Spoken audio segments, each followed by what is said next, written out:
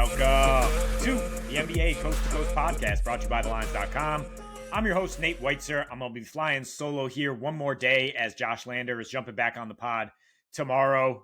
He will be back soon for each and every weekday as we roll on together through the regular season and playoffs. If you like and subscribe, you'll see every time a video comes up here, giving out free picks. We're giving out best bets and player props, and we are about 60% on the season, coming off a 3-1 night. Myself on Friday split the best bets as the Mavs could not hang on with the Celtics. Nobody can really lately, but got both player props. And Mo Noir did a great job filling in Wednesday through Friday. He went, I believe, 9-5 on his bets there over the course of 3 days. So nice having him jump on. But as we roll on here on a 9-game slate for Monday, my first pick is going to be the Thunder, and it's a pick 'em at the Lakers because Thunder are on a back-to-back here. Had to hang on against the Suns after blowing a 24-point lead, and then just more SGA MVP stuff to hang on and win that one. And with the Wolves losing, the Thunder are now the number one seed in the West, and this is just an absolute key spot where they cannot afford to let up. And they do have an easy schedule. They have an easier schedule than their competitors for the top seed here, the Wolves and Nuggets. So this is one of their key games remaining. The Lakers have gotten them twice in a row. Part of that is 3-point shooting variance, I believe, in terms of OKC shooting 31% in those two games from deep. Lately, they've been shooting about 41%. They've been very hot. On back-to-backs this season, they shoot 47% from three. They're 55-47 splits, scoring 130. They're 7-3 on back-to-back. So it's like youngest team in the league. You hear this all the time. Can they win in the playoffs? Well, I mean, this is a spot where you can take advantage of the fact that they're the youngest team in the league and they don't seem to let up on back-to-backs. They should be fine in terms of the rest discrepancy. And the Lakers are actually only 4-7 with a rest advantage this year. Surprising for the old goats here. -6.5 against the spread. Whereas the Thunder, when they're on a rest disadvantage, blow out that back-to-back to a few more games. They're 11-3. plus 11.5 against the spread. So I mentioned that schedule for the Thunder. It does let up right after this. They get Portland, they get the Heat and the Grizz, and then pretty much for a couple weeks, they don't have a ton of tough games the rest of the way. The Mavs, they have twice, but no matchups against the Nuggets. Yeah, I think they're done playing the Wolves as well. So like I said, this is just a spot that they have to understand. We need to play a full slate of minutes. Let's not rest Chet, etc. We need to be focused to get this Lakers team, which is desperate and is definitely going to bring it, but they just haven't been very efficient on offense, and they've been terrible on defense.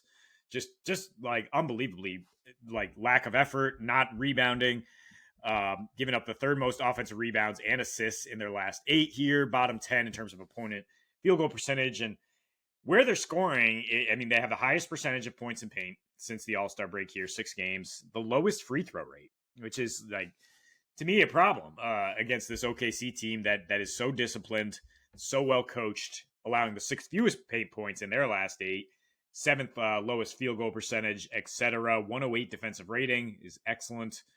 And they're 7-1 against the spread. Their one slip up against the Spurs has seemed to kind of refocus their defensive energy because all the games around that game against Houston, what they did against Phoenix, what Lou Dort did specifically against Kevin Durant and Phoenix on Sunday, is just wow, that's impressive stuff. That is playoff caliber stuff. And now Lou just has to slow down LeBron, who's basically been dragging the Lakers to some wins here. You got to wonder how long this can continue. He's played 4 straight through the questionable tag. He's clearly not 100%. AD is never 100% and plays through the questionable tag. But this team is more about LeBron. He had to pull off these absolute heroics to beat the Clippers. Otherwise, the Lakers would definitely be below 500 here out of the break. They've capitalized, barely beat the Wizards the next night. So, I mean, facing an actual legit top team in the regular season, let's not think about how these teams would play in the playoffs. This is a regular season OKC team that is just absolutely fantastic. Top 5 offensive and defensive rating. SGA, like I said, this is just an opportunity for him to put yet another feather in his MVP cap. As if OKC can get that number 1 seed, I think he can get the MVP. We'll see what Jokic does in terms of just ridiculous lines down the stretch, but that's an interesting subplot to watch. I mean, obviously OKC is hoping to get that number 1 seed to combat their youth by having home court through the playoffs. So that's the first pick here. Second pick is a little grimier as we go to Washington at Utah. And I'll take the Jazz -6. That is 2 points of value, basically, as wind has come out that Lauri Markkanen's going to miss this one, along with Walker Kessler, who's going to continue to be out. And so you're getting a little bit of value with the Jazz, but you're also getting the worst team in the league on the road here in the Wizards. And in a game that you could project for a pace of at least 105, it could get even faster than that. Wiz are playing the fastest in the league since the All-Star break and basically not trying to win for months here. 14 straight losses. They are 2-4 against the spread since the break.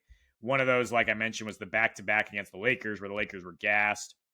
29th in defensive rating, 29th in rebounding rate, and allowed the most paint points with a bullet, 66 paint points per game, over 20 fast break points as well. So if you're missing your main scorer in terms of Markkanen, those are cheap ways to get it going. And I mean, the Jazz have guys who can get it going. Like I would expect Colin Sexton and Jordan Clarkson to both be around, combining for 50, 60 points here in this game. Like they're better than what the Wiz have in terms of offensive creators. Like I will take them both over Jordan Poole any day and twice on Monday here. And Kuzma, he's up and down. We'll see. Denny Avdia is playing really well, and he's my favorite player prop here. So I think there will be some back and forth and some points to go around here. But with the Jazz coming home after 3 tough road games, like they have lost 8 of 9 overall. And a lot of those have been on the road. It's not that they're not trying to win. It's that the front office kind of tipped the hand that like we don't really care about the play-in. But the guys out there, like including these rookies, Keontae and Taylor Hendricks, are going to be going all out. Clarkson and Sexton are going all out to continue to prove themselves in the NBA and try to get a contract. And I think this is just like a get right spot after that little road trip where they have won 3 of their last 7 at home at least. So they are not a bottom feeding team like the Wizards in that sense. And 2 of those losses are against the Warriors during the Warriors' hottest stretch before the break.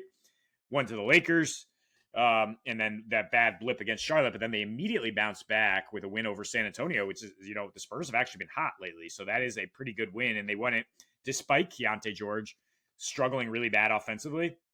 They're going to go up and down with this rookie right now because they're giving him the keys in terms of being a point guard. The other 2 guys I mentioned, Sexton and Clarkson, will get buckets, but can Keontae George run this offense efficiently? And since that struggle against the Spurs, he's got 21 points, 6.3 assists on 44-44 splits on these 3 road games. And they might have beaten the Heat in Miami if Jimmy Butler didn't go off. So they're playing all right. I mean, certainly playing like maybe the 20th best team in the NBA versus the 30th in the Wizards.